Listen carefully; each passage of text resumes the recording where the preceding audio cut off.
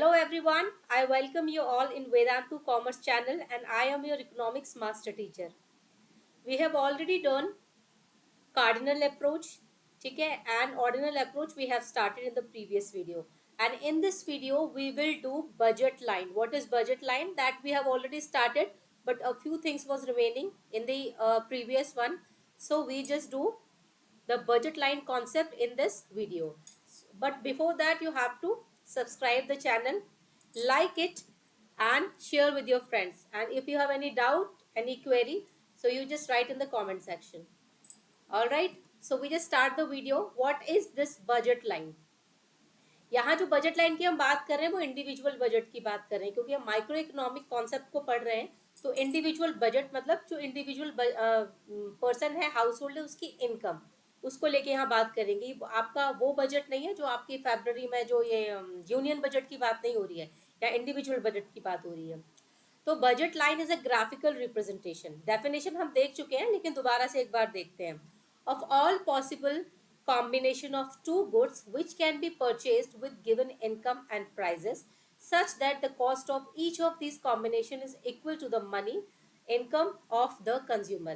Budget line एक graphical representation है जिसे आप एक्स और वाई एक्सिस पर रिप्रेजेंट करते हो, क्योंकि आप टू गुड्स को ही रिप्रेजेंट कर पाते हो. दो गुड आप यहाँ पर लेते हैं और आपका जो भी परचेजिंग होती है, जो भी एक्सपेंडिचर होता है, वो आपके इनकम के इक्वल होना चाहिए या उससे कम होना चाहिए. अगर कम है तो उसे हम बजट कंस्ट्रेंट कहते हैं, अगर इक्वल है तो उसे हम बजट लाइन कहते हैं, बजट लाइन इक्वेशन कहेंगे. तो ये एक आपका ग्राफिकली रिप्रेजेंटेशन है. और बजट लाइन हमेशा स्ट्रेट लाइन होती है, ये आपको ध्यान रखना है. बजट लाइन हमेशा स्ट्रेट लाइन होती है. बजट लाइन को ही हम प्राइस लाइन भी बोलते हैं. ठीक है, चलिए. Slope of the budget line. The slope of budget line is calculated as a change in variable x. यानी इसको हम लिखते हैं change in y upon change in x. ठीक है, change in मतलब हम y को के गुड्स को कुछ सेक्रीफाइस करेंगे तभी हम x को परचेज कर सकते हैं. दोनों का प्राइस आप देखिए, कितनी आप यूनिट्स जो है, कितनी क्वांटिटी आप y की सेक्रीफाइस करेंगे ताकि आप x को गेन कर सकें, x को आप और ज़्यादा खरीद सकें. तो ये स्लोप इंडिकेट करता है number of units a consumer is willing to sacrifice. यानी एक कंज्यूमर कितनी यूनिट्स को सेक्रीफाइस करने को रेडी है ताकि वो दूसरे गुड को परचेज कर सके. ऐसा क्यों होता है? क्योंकि बजट होती है, जो हमारा बजट है या इनकम है वो है लिमिटेड. ठीक है, जैसे रिसोर्स की हम बात कर रहे थे, रिसोर्सेज हमारे कैसे हैं? लिमिटेड हैं, बट वांट्स अनलिमिटेड हैं. तो हमको काम इस तरीके से करना है, जो चीज़ हमारे लिए प्रेफरेबल या इम्पॉर्टेंट है, जो ज़रूरी है, उसको हम खरीदते हैं. और जो चीज़ें हमारे के लिए उस पर्टिकुलर पॉइंट ऑफ टाइम पर इतनी इंपॉर्टेंट नहीं होती, उसको हम सेक्रीफाइस करते हैं.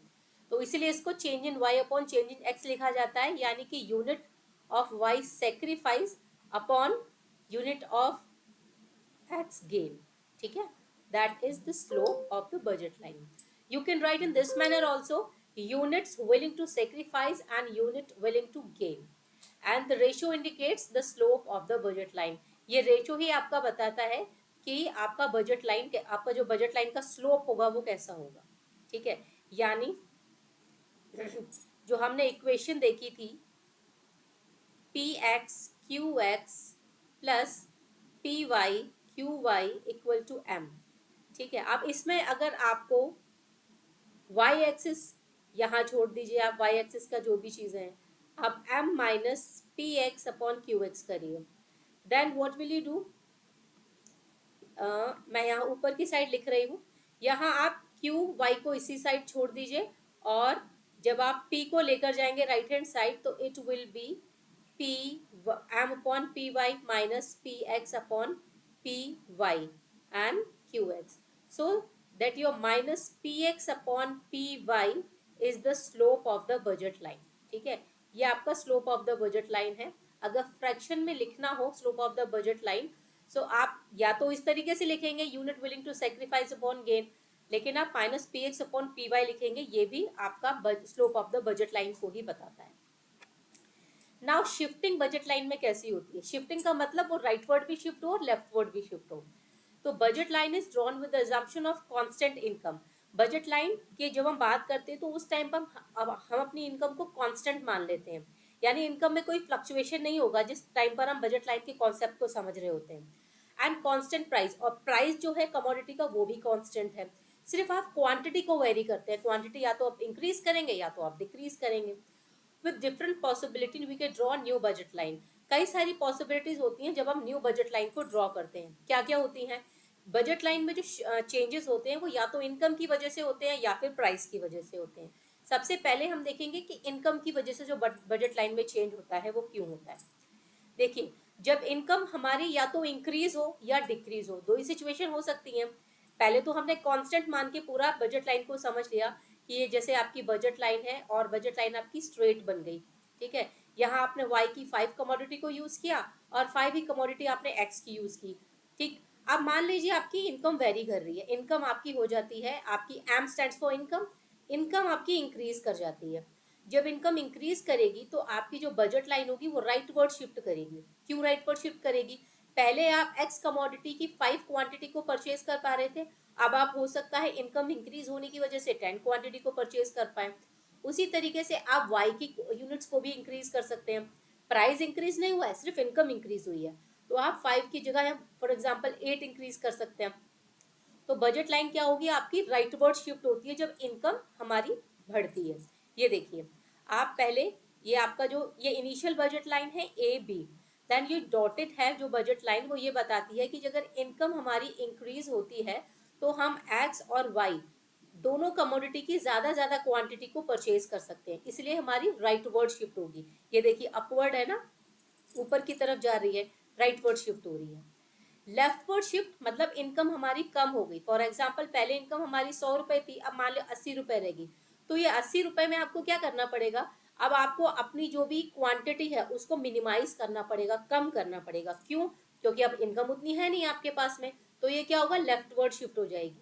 आपकी ए टू बी टू जो डॉटेड लाइन है ये लेफ्टवर्ड शिफ्टिंग को बताती है। नाउ इनकम का चेंज देखा है, अब देखिए प्राइस में जब चेंज होता है तब क्या कंडीशन होती है। अब प्राइस मान लीजिए कि आपका एक्स कमोडिटी है, ठीक है। एक्स कमोडिटी का जो प्राइस है, या तो देखो दोनों कमोडिटी का प्राइस इंक्रीज होना चाहिए या दोनों का डिक्रीज होना चाहिए। हम दोनों ही कॉन्सेप्ट को देखेंगे, जब दोनों कमोडिटी का प्राइस इंक्रीज हो या डिक्रीज हो, या फिर एक ही कमोडिटी का प्राइस इंक्रीज डिक्रीज होता है, क्योंकि दोनों में सिचुएशन अलग हो जाती है। पहले हम देखेंगे बोथ कमोडिटी। अब मान लीजिए कि आपका पी एक्स और पी वाई यानी price of X commodity, price of Y commodity, दोनों का ही प्राइस इंक्रीज हो जाए। Initial price was 5 and now price was 10, ठीक है। एंड देन पी वाई का इनिशियल प्राइस 10 था, अब मान लीजिए उसका 15 हो जाता है। तो जब दोनों का प्राइस इंक्रीज हो जाएगा तो आप उस क्वांटिटी को कम परचेज कर पाओगे। क्यों? क्योंकि अब आपकी रियल इनकम कम हो गई। रियल इनकम क्या होता है? जो मॉनेटरी इनकम, जैसे जो आपकी सैलरी आपकी आती है मंथ के एंडिंग में। रियल इनकम मतलब जब इन्फ्लेशन या डिफ्लेशन होने की वजह से जो फ्लक्चुएशन आता है इनकम में, अगर इन्फ्लेशन होता है तो उस टाइम पर आपकी रियल इनकम कम हो जाएगी, क्योंकि चीज़ें महंगी हो जाएंगी। अब आप उतनी ही इनकम में कैसे ज़्यादा चीज़ें परचेज करोगे? उस टाइम पर आपकी जो बजट लाइन होगी वो लेफ्टवर्ड शिफ्ट करेगी। और मान लीजिए ये प्राइस आपका कम हो जाता है, 5 का 3 रह जाता है और 10 का मान लीजिए 7 रह जाता है। अब आपकी रियल इनकम इंक्रीज हो गई है। क्या इंक्रीज हो गई है? Real income. अब रियल इनकम अगर इंक्रीज हो जाएगी तो अब आप क्या करोगे? अब आप दोनों ही जो कमोडिटी है उसको ज़्यादा परचेज कर पाओगे, उनकी क्वांटिटी को ज़्यादा परचेज कर पाओगे, इसीलिए ये राइट वर्ड शिफ्ट हो जाएगी, ठीक है। तो इसका सिनेरियो कुछ कुछ वैसा हो जाएगा जैसे इनकम के इंक्रीज या डिक्रीज होने पर। अब यहाँ पर बात हो रही है रियल इनकम का इंक्रीज होना और डिक्रीज होना। जो प्रीवियसली हमने बात की थी वो हमारी मॉनेटरी इनकम थी, ठीक है। अब मान लीजिए वन कमोडिटी यानी कि एक्स, आपका पी जो है, पी एक्स का प्राइस इनिशियल 10 था तो वो अभी भी 10 है, नेक्स्ट जो चेंज हुआ, सॉरी पी वाई का। बट पी एक्स जो है यानी प्राइस ऑफ एक्स कमोडिटी आपका 5 की जगह आपका हो जाता है 15, ठीक है, अगर इंक्रीज होता है।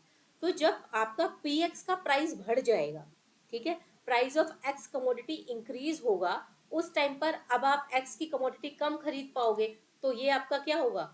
इसका स्लोप ए से ए टू रह जाएगा, है ना। तो क्या हुआ? स्लोप आपका कम हुआ कि ज्यादा हुआ? तो आप ये कह सकते हो कि प्राइस के इंक्रीज होने पर स्लोप भी इंक्रीज हो जाता है। आप यहाँ देखो कि ए बी आपका इनिशियल बजट लाइन है और उसके बाद में जो बी ए टू है, कौन सा ज्यादा स्टीपर है? आपका BA2 ज्यादा स्टीपर है।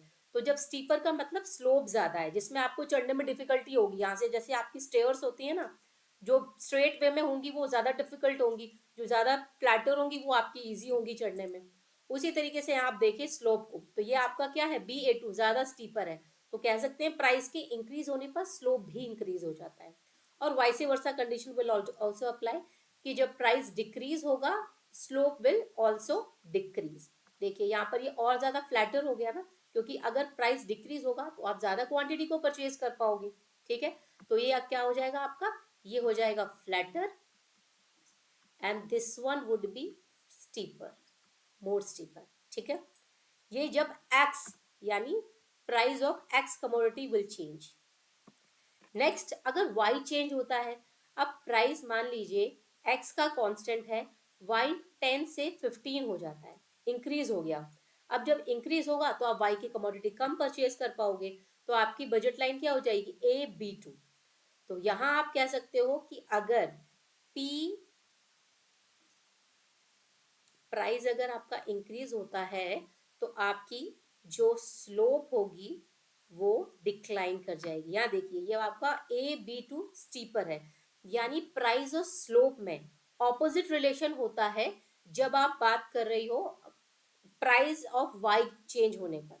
लेकिन PX में और स्लोप में पॉजिटिव रिलेशन होता है, यानी अगर PX इंक्रीज होगा, price of X commodity increase होगी तो स्लोप भी इंक्रीज होगा। लेकिन ऐसा वाई में नहीं होता है, अगर PY इंक्रीज होता स्लोप डाउन हो जाता है। यहाँ ऑपोजिट कंडीशन अप्लाई होती है, वहां पॉजिटिव होती है। ठीक है, चलिए अब कुछ क्वेश्चन है कि the rotation of budget line in the following diagram is due to. अब यहाँ जो रोटेशन हो रही है, रोटेशन मीन्स A से लेकर A1 तक पहुंचा, फिर आगे और भी सिनेरियो A2 A3 हो सकता है।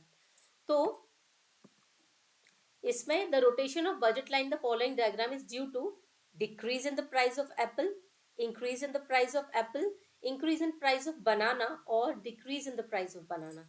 ये बजट लाइन आप जो देखकर इसका आंसर बता, यहाँ क्या है, अगर बाहर की तरफ जा रही है मतलब आप क्वांटिटी ज्यादा परचेज कर पा रहे हो, विच मीन्स की प्राइस डिक्लाइन करा था, प्राइस डिक्रीज हुआ। So decrease in the price of apples, क्योंकि एप्पल को हमने एक्स एक्सिस पे लिया है और बनाना को वाई पर। Now the market rate of exchange also denotes slope of PPC, slope of budget line, slope of indifference curve और नन ऑफ दिस। बताइए, so that is slope of budget line. Effect of change in income does not cause a shift in budget line. अगर income change होती है तो budget line में कोई change नहीं होता है। दिस इज ट्रू और false? That is false statement. Now shift in the budget line is due to dash and dash. Budget line में शिफ्टिंग क्यों होती है? इनकम एंड क्वांटिटी की वजह से, प्राइस क्वांटिटी, इनकम या प्राइस, या नन ऑफ दीज। आपको इस क्वेश्चन का आंसर कमेंट सेक्शन में देना है। और एक और question, the slope of the budget line is equal to dash of two goods, income ratio, price ratio, quantity ratio, none of these.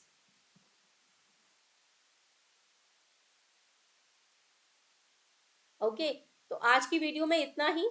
Next video में कंज्यूमर इक्विलिब्रियम कहाँ set होता है? ऑर्डिनल अप्रोच में। ये वाला कॉन्सेप्ट आप देखेंगे और इसके साथ ही आपका कंज्यूमर बिहेवियर का जो टॉपिक है वो यहाँ पर कवर हो जाएगा। लास्ट में सिर्फ हमारा इतना बचा है कि अब हम ये पढ़ लिया बजट लाइन क्या होती है, ये भी पढ़ लिया हमने कि इनडिफरेंस कर्व क्या है, लेकिन इन दोनों का हम कैसे यूज करेंगे ताकि कंज्यूमर अपने इक्विलिब्रियम पॉइंट पर पहुंचे। All right, so that we will see in the next video. Till then, keep learning and keep practicing.